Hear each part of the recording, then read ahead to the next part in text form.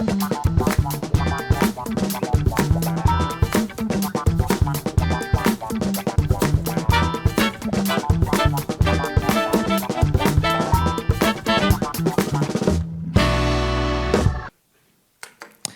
êtes-vous déjà retrouvé dans cette situation? Vous sortez d'un magasin de vêtements avec vos derniers achats, vous passez les portiques de sortie, et là, c'est le drame. Tout se met à sonner et un vigile se dirige vers vous. Alors, soit vous êtes un voleur, et là ce n'est pas mon problème, soit beaucoup de stress pour rien, car vous êtes juste victime d'une erreur du système d'antivol.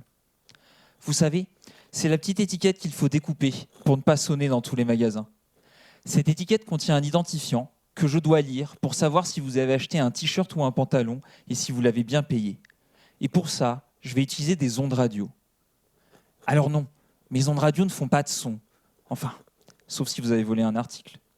Non, les miennes se comportent comme un micro que je tends à mon étiquette pour qu'elle me dise qui elle est. Et j'aimerais ne pas me tromper quand j'écoute sa réponse, pour vous éviter du coup de stress inutile. Mais j'aimerais même faire mieux.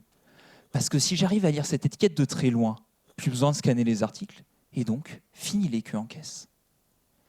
Eh bien, ce sont les deux enjeux de ma thèse, lire les étiquettes de plus loin et sans se tromper. Et pour ça, l'astuce, c'est de changer la façon d'envoyer les ondes radio. Pour mieux comprendre, imaginons nos ondes comme des vagues. Je vais envoyer des vagues à mon étiquette pour l'interroger, et celle-ci va me répondre avec les mêmes vagues. La difficulté, c'est que je ne sais envoyer que des petites vagues. Vous avez raison. Ce n'est pas efficace si mon étiquette est très éloignée. Mais j'ai la solution. En envoyant plusieurs petites vagues, elles vont s'ajouter pour former des tsunamis. Et ces tsunamis vont plus loin et permettent d'interroger les étiquettes les plus éloignées. Premier objectif accompli. Maintenant, regardons la réponse de l'étiquette qui se fait aussi avec des tsunamis. Et la nouvelle difficulté. Avec mes appareils de mesure, je ne sais lire que des petites vagues, pas les tsunamis. Je dois donc prendre le tsunami que je reçois et le décomposer pour retrouver les petites vagues. Et pour ça, il faut résoudre quelques équations. Un volontaire pour venir les résoudre avec moi? Ah, j'aime bien votre enthousiasme. Vous allez pouvoir vérifier mes calculs. Parce que j'ai déjà fait les calculs et j'ai obtenu une méthode qui fonctionne. Et j'ai même pu limiter les erreurs.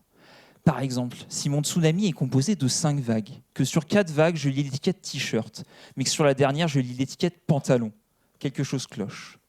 Eh bien, en comparant mes vagues, la majorité me dit que j'ai affaire à l'étiquette t-shirt, erreur évitée, et deuxième objectif accompli. Bon, je ne vais pas vous mentir, il reste un peu de travail avant de pouvoir utiliser ça dans un magasin. Mais si tout fonctionne, fini les queues interminables en caisse. Et si vous essayez de voler? Je vous verrai venir de loin.